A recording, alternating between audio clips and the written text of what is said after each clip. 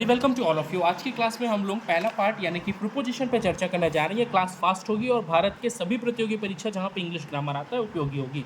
मैं बिना बकवास के शुरुआत करूंगा। मैं कुछ भी नहीं कहूंगा कि लाइक करो, शेयर करो, सब्सक्राइब करो। मैं सीधा प्रीपोजिशन की शुरुआत करूंगा। सबसे पहले आप लोग को बताऊं कि प्रीपोजिशन हम समझेंगे कैसे। परिभाषा वरिभाषा आपने बचपन से सुनी है, उसको नहीं बतलाएंगे। प्रीपोजिशन को हम समझेंगे कैसे। तो भैया जब भी नाउन और प्रोनाउन के सामने में आपको कुछ दिखे तो आप ये समझ सकते हो कि वो प्रीपोजिशन ही होगा। यानी कि मैं आपको सीधे बता रहा हूँ कि आप लोग प्रीपोजिशन को समझोगे कैसे। तो नाउन और प्रोनाउन के सामने में अगर कोई शब्द लगा हुआ है तो जो शब्द किसी वाक्य में किसी नाउन या प्रोनाउन के पहले प्रयोग होता है और उस नाउन या प्रोनाउन का संबंध दूसरे शब्दों से बतलाता है तो उसे हम प्रीपोजिशन कहते हैं। अब ये नाउन और प्रोनाउन के आगे उपयोग होगा। पहली बात तो यह है कि उनके आगे बिफोर रहेगा, और दूसरी बात यह है कि नाउन और प्रोनाउन का अदर वर्ड्स हैं उनसे कुछ रिलेशन होगा, उसको एक्सप्लेन करेगा, वो हमारा प्रीपोजिशन होता है। एक एग्जांपल भी देख लेते हैं। जैसे कि मान लिखता हूं मैं, there are books on the table.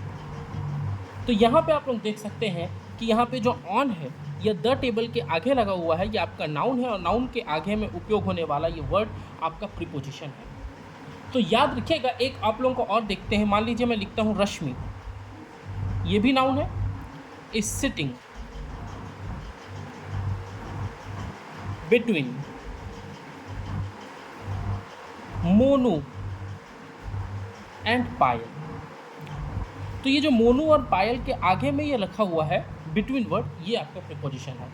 तो ये आपके प्रीपोजिशन है। लेकिन प्रीपोजिशन कितने प्रकार के होते हैं? तो प्रीपोजिशन के भी कुछ प्रकार हैं। मैं जल्दी जल्दी बता देता हूँ प्रीपोजिशन के 4 प्रकार।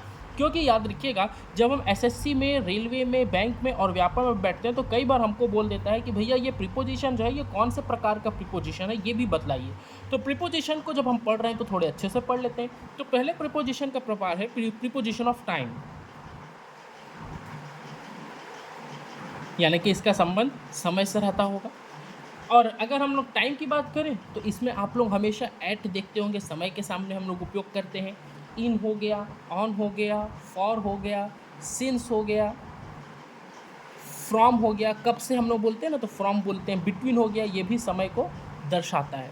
जब मैं बात करता हूँ प्रीपोजिशन के सेकंड प्रकार की, तो उसमें मैं लिख सकता हूँ प्रीपोजिशन ऑफ प्लेस, या फिर पोजिशन जो जगह को दर्शाता हो। और जगह में भी याद रखिएगा बिटवीन आएगा, क्योंकि हम लोग कभी बोलते हैं ना ये शहर 2 शहरों के बीच में है, ये शहर अंदर है तो ये शहर ऊपर है। इन भी आएगा, ऑन भी आएगा, एट भी आएगा।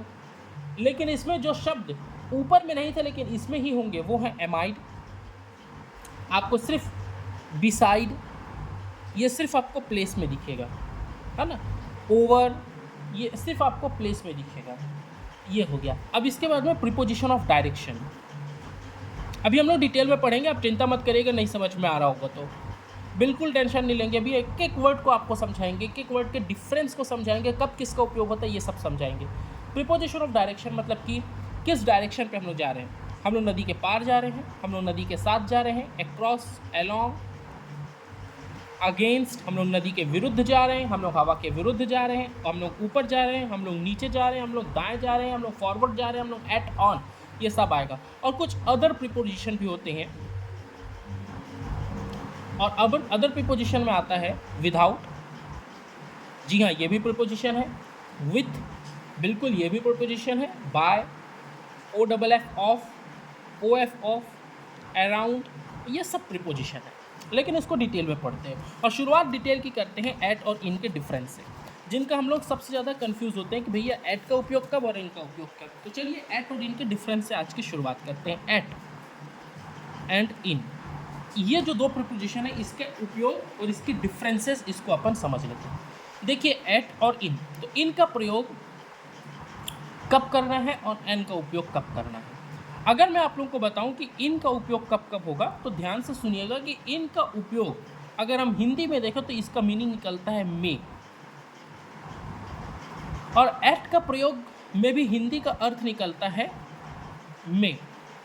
लेकिन जब हम अंग्रेजी भाषा में इनके उपयोग में देखते हैं तो इनका उपयोग बड़ा भिन्न हो जाता है।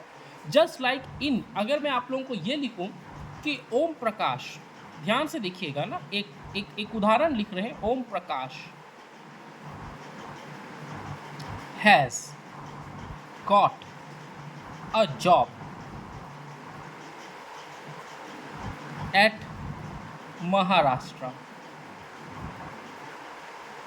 ओम Prakash has got a job at Maharashtra. At यहाँ पे आपका प्रीपोजिशन है, लेकिन आप एट को सही नहीं मान सकते, ये गलत है बिल्कुल।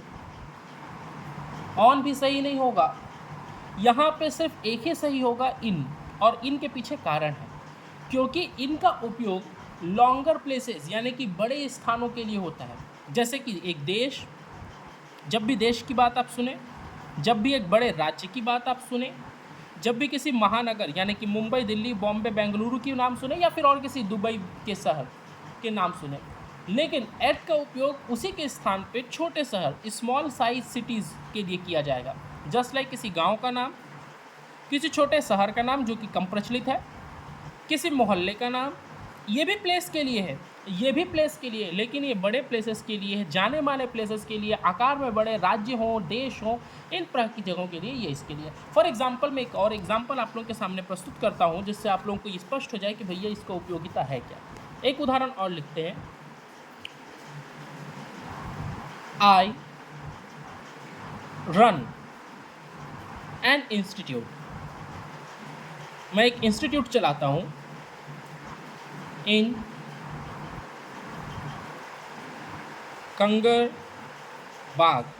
कंगरबाग आपने नहीं सुना होगा, मैंने भी नहीं सुना होगा, ये किसी छोटे मोटे जगह का नाम लग रहा है, तो इसके आगे में इन लगाना सही नहीं होगा, बल्कि इसके जगह में आ जाएगा एट।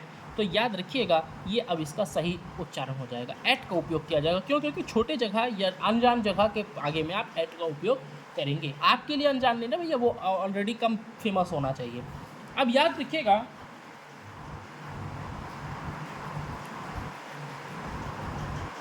अब हम लोग इन का उपयोग तो कर लिए। एक उदाहरण और लिखता हूँ जिससे आप बिल्कुल समझ जाएंगे कि इसमें करना क्या है। जैसे कि एक उदाहरण लिखते हैं, आई लिव एट कंकरबाग। अब कंकरबाग है क्या मुझे भी नहीं मालूम, है ना। आई लिव एट कंकरबाग इन पुणे। आप यहाँ पे समझ चुके होंगे कि ये बिल्कुल सही है। क्यों? क्योंकि पुणे एक जाना माना फेमस सिटी है, बड़ा शहर का नाम है, तो इन पुणे आएगा। जबकि कंकरबाग जो है वो एक छोटा किसी मोहल्ले का हम चर्चा कर रहे हैं जो पुणे में है, तो इसके आगे में एट लगेगा। आई होप इन और एट का डिफरेंस समझ में आया होगा। तो अगला डिफरेंस हम लोग पढ़ेंगे इन और एट के बाद में। अगला जो हमारा अंतर होगा फोर और सिंस का होगा, तो इसके लिए नेक्स्ट पार्ट जरूर देखेंगे। अगला पार्ट कुछ ही देर में अपलोड कर दिया जाएगा।